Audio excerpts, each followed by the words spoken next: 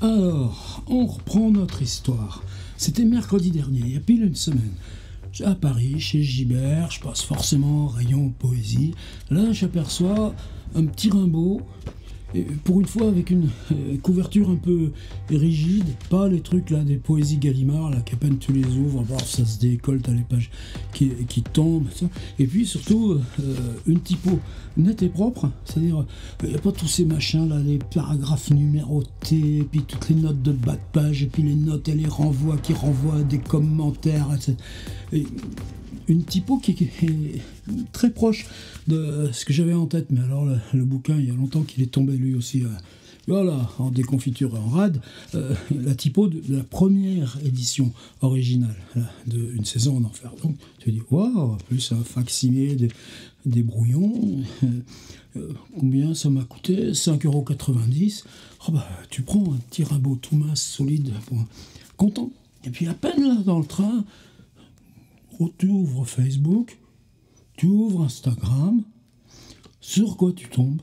Des pubs, et toujours des pubs. Puis en plus, comme t'es ciblé littérature, double dose de pubs. Quoi?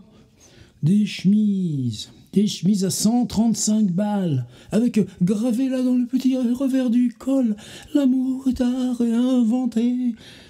Partenariat d'une marque de liquette, non, j'ai même oublié le nom parce que c'est pas mes trucs, avec Gallimard. Donc c'était marqué Arthur Rimbaud, Gallimard et marchand de liquette. Mais non, Arthur Rimbaud ravalé à ça. Et là, j'ai commencé à péter les plombs, non, c'est plus mon genre, mais je me suis dit, mais où ils en sont? Mais où ils en sont? Et en plus de ça, tu sais quoi? Là, où t'aurais pu mettre pareil, s'implanter des verrues sur le visage, ou alors viendront d'autres horribles travailleurs. Non, si t'achetais la liquette à 135 balles, on t'offrait une saison en enfer. Alors, toi, les gens à qui tu offres depuis des années, saison en enfer, c'est des gens qui s'achètent des chemises à 135 balles. Ouais, ça m'a foutu mal au cœur. Il y a longtemps que je m'énerve plus. Bon, j'en ai parlé là. Puis ensuite, ça enchaîne. Je dis par exemple, c'est quand même dingue, en même temps, chez Gallimard, Daniel Colobert, qui pour moi est une rimbaldienne par excellence, les œuvres 1, il réimprime pas. C'est la rançon. Et puis en parlant de ça, quelqu'un qui m'envoie un message me dire, mais c'est Maurice Blanchot, Le Pas au-delà. Mais moi, le Pas au-delà de Maurice Blanchot, un livre tellement important, ben non, on ne trouve plus, disparu. On ne trouve même plus d'occasion dans ces cas-là. Et là, quand même, donc je me suis remis là au charbon. Je dis, mais évidemment, moi ici, je le fais en rigolant. Je dis, pourquoi il n'y a plus Le Pas au-delà nulle part? C'est à cause de Gallimard? Oh non, c'est parce que les gens comme moi, ils en prennent deux, donc on spécule. Non, vous ne pas spéculer, etc. Mais bon, ce carnet, là, si on se prend au sérieux, on est mort, quoi. Et là, apparemment, Gallimard, ça leur a pas plu. C'est pas la première fois qu'on a des bisbilles. Bon, c'est des gens qui marchent... bon, on rentre pas là-dedans, hein. Je retrousse les manches et j'y vais. Une dame de Gallimard me téléphone, gentille, aucun problème et tout ça. Elle dit, mais non, vous inquiétez pas. Nous, sur quoi on travaille au temps de l'intelligence artificielle? On travaille sur la génération automatique de livres. On travaille sur des livres qui vont se refaire à l'identique à mesure. Et puis, vous n'auriez même plus besoin d'acheter un livre et un livre et un livre et un livre. Vous achèteriez un livre, tenez, celui qui s'appelle ici L'Entretien Infini. Tu vois comment il est tout cassé, mes miens aussi. Et un seul livre vous suffirait et tout Gallimard vous viendrait. Je dis, tiens, j'aimerais bien voir ça. Là, comment alors, pareil, gentiment. Vous connaissez Borges? Ouais, quand même un petit peu, même si je ne l'ai pas connu personnellement, mais j'ai connu des gens qui l'avaient connu, hein, bon, Alberto Manguel et tout ça. Et vous connaissez le principe du livre de sable? Si je connais le principe du livre de sable, d'ailleurs, Blanchot, il en parle. Tu prends un livre, tu l'ouvres, et la page se refait sans cesse différente et infinie. Oh, mais ça, c'est Borges, c'est ce qu'on doit à Borges. Hein. Et elle me dit, on va essayer sur le livre à venir.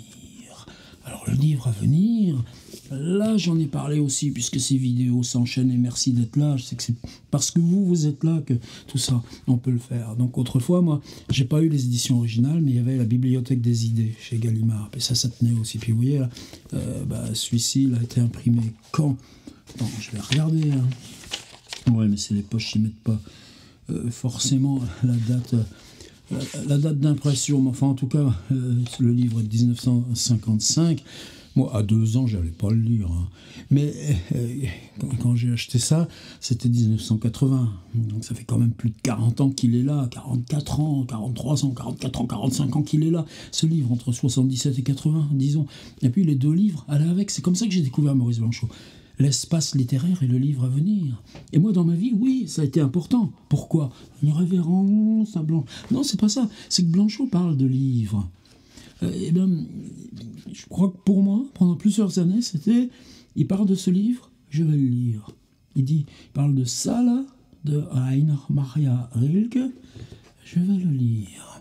Il parle de l'homme sans particularité de Mosil, je vais le lire.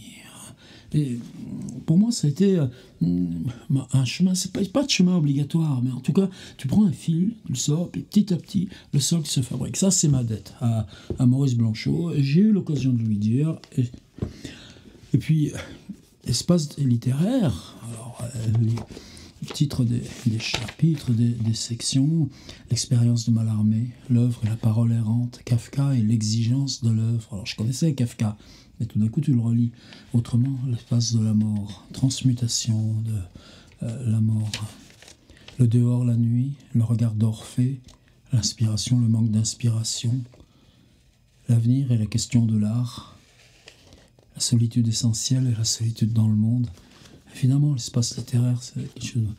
Et puis, il y avait l'autre, le livre à venir. Et mon livre à venir, alors lui... Là, je peux rien reprocher. Il y a des articles fascinants, par exemple, sur la BPI à Beaubourg, quoi. L'usure des livres, quels livres s'usent, quels livres sont à renouveler, combien de temps ça... Moi, ça m'a jamais gêné, ça. Un livre, c'est une valeur d'usage, point à la ligne. Et le livre à venir, l'espace littéraire, eux, ils sont reconduits dans les collections de poche d'aujourd'hui, l'imaginaire et tous ces trucs-là. Puis Gallimard, c'est une boîte privée, ils font ce qu'ils veulent. De toute façon, ils ont les droits, c'est la propriété, etc. C'est pas nous que ça concerne, mais au moment de racheter un livre à venir, parce que le mien est éclaté là, en 5 ou 6, ça a été des paquets de 20 pages qui tombaient, il fallait les reclasser, tout ça. Au lieu de... je trouvais plus ma petite version originelle des idées. Alors, j'ai eu la chance d'en trouver un chez un bouquiniste. Et c'est comme ça aussi que souvent, moi, quand tu passes chez un bouquiniste, tu vois bien, c'est ça qui te suscite. Tiens, ça, j'aimerais bien le relire. Et puis tu le retrouves, puis il est d'occasion, le prix, et tout ça. Bon. Et là, je le trouve en édition. Bon, c'est pas qu'elle est originale, mais c'est justement un premier tirage du livre à venir en 1959. Alors évidemment, c'est fragile. C'est fragile, mais il y a là la façon dont ça a été coupé, il y a le grand format, il y a ce papier là qui vient tout droit là, de 1959, et puis la table, le chant des sirènes, l'expérience de Proust, le secret de l'écriture, l'étonnante patience, Artaud, Rousseau, les textes sur Joubert, auteur sans livre, écrivain sans écrit, Claudel et l'infini, le secret du golem, puis Borges, l'infini littéraire, Aleph, Broch, les somnambules, le vertige logique, la mort de Virgile, le texte de Blanchot sur le tour d'écrou de Henry James, et ainsi de suite. Qu'est-ce que c'est la fin?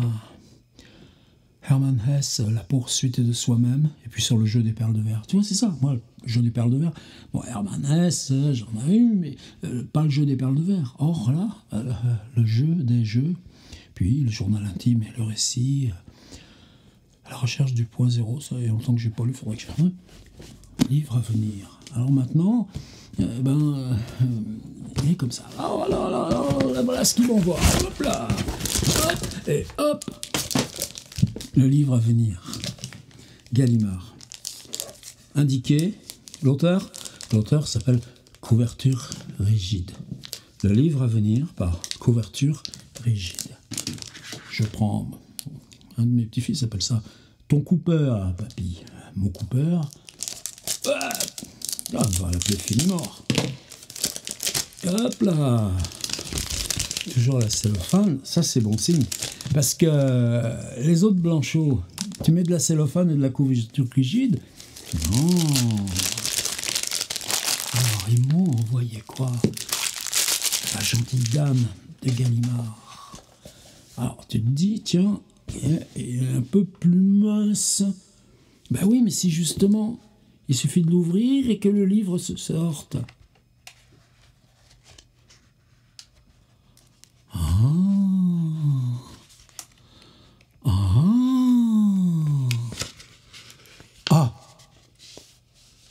Sur quoi il s'ouvre? L'essence de la littérature, c'est d'échapper à toute détermination essentielle, à toute affirmation qui la stabilise ou même la réalise. Elle n'est jamais déjà là, elle est toujours à retrouver ou à réinventer. Tiens d'ailleurs, comme l'amour de Rimbaud. Le livre à venir, 1959, Maurice Blanchot. Tiens, donc l'auteur, il est là, Maurice Blanchot. Là, dans la fausse page, et pourquoi qu'ils ne l'ont pas mis? Attends.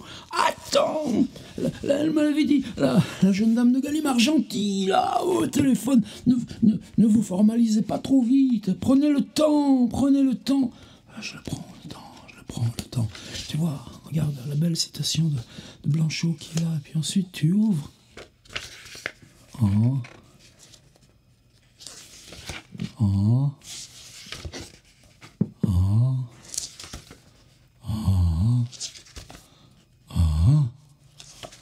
Alors, si c'est le livre qui accueille tous les livres, parce que la littérature, elle est toujours à retrouver. Marcel Proust, ou à réinventer, Arthur Rimbaud. Donc, justement, c'est pour ça qu'on a besoin de livres. Tu prends le livre, Maurice Blanchot, le livre à venir, tu l'ouvres, tu lis. Nous commençons lentement à nous apercevoir de l'ampleur du dessin que Musil a porté durant tant d'années. Lui-même l'a dégagé très lentement. Il a pensé à son livre dès le début du siècle et nous trouvons dans son journal des scènes et des situations tirées des aventures de jeunesse qui ne devaient prendre place que dans la partie finale de l'œuvre. Et parce que tu lis le possible, c'est Blanchot qui le dit, qu'il nous conduise au possible d'un livre supérieur. Et c'est le lire de Blanchot. Alors essayons avec ça. J'ouvre. Ah. Alors tu vas le réinventer comment ton livre? Gallimard nous propose 14,90 €, couverture rigide, avec cellophane. Et le titre est pris à Maurice Blanchot. Ils ont donné leur accord, les ayants droit de Maurice Blanchot. Suppression du titre, suppression de l'auteur, en association avec le titre. Ils ont donné le droit, les ayants droit de Maurice Blanchot. NRF, Gallimard, tu ouvres, et oui, là, Maurice Blanchot est là. Et Maurice Blanchot, tu l'associes à quoi? À du papier blanc. Le génie absolu du commerce. Tu te plains que les livres soient plus accessibles? Nous allons te réimprimer tous les livres en blanc. Alors, le livre de sable de Borges, essayons. Je souffle. Regardez. Non, blanc. Attendez, je frotte. Regardez. Oh non, blanc. Est-ce qu'il y a un mode d'emploi?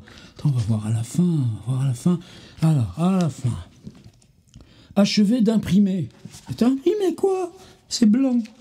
Achevé d'imprimer par l'imprimerie Lego à Vicenze, c'est en Italie. Ouverture. Wobbling Buckram White, 120 grammes mètre carré. Intérieur, papier Scheibenfly, 90 grammes mètre carré. Texte composé en boer bodoni. C'est du blanc composé en boer bodoni, d'après la police créée par Giambattista Bodoni en 1798. Voilà. Et en mention text typofonderie, imprimé en Italie, certifié CFSC, label imprime vert, numéro d'édition 341035, Gallimard. Là, t'as même pas de chemise? Moi, j'ai payé 15 balles. Je vais en faire quoi? De mon livre de papier blanc.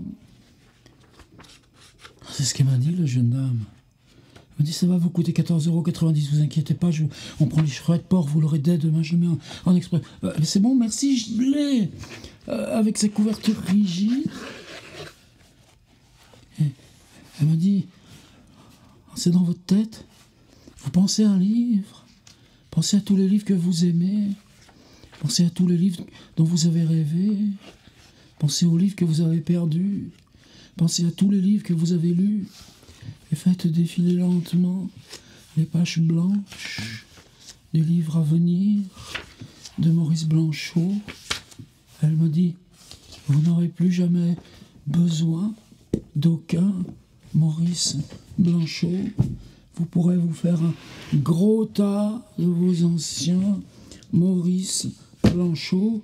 Vous irez porter ça, elle m'a dit, à la déchetterie. Vos livres du passé, c'est fini. Maintenant, nous, Gallimard, on vous propose le livre à venir, le livre qui fait penser à tous les livres, le livre qui vous fait rêver au livre que vous allez écrire.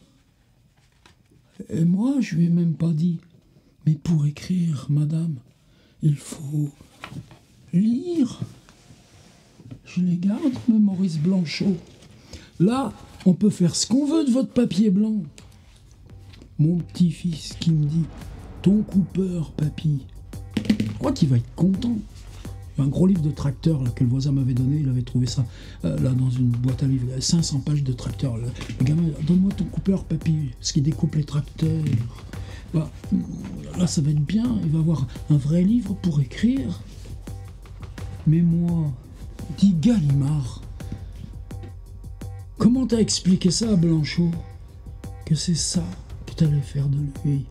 Dis, Gallimard, 14,90 €. Elle était gentille, la jeune dame. Et j'en fais quoi, moi? De ça? Oh bah ouais, j'en fais un carnet, une vidéo, tout ça. Allez vous faire avoir. Allez en commander 35 000 là, chez Gallimard. Le livre à venir de Maurice Blanchot. Laisse tomber. Et il est devenu ça. C'est tellement mieux. De toute façon, elle m'a dit la jeune dame, vous savez, moi, celui-ci là, je l'ai tellement compris, mais alors que Maurice Blanchot, vous savez, je l'ai pas lu en fait. On n'a plus besoin. Bah non, on n'a plus besoin. Allez, à demain.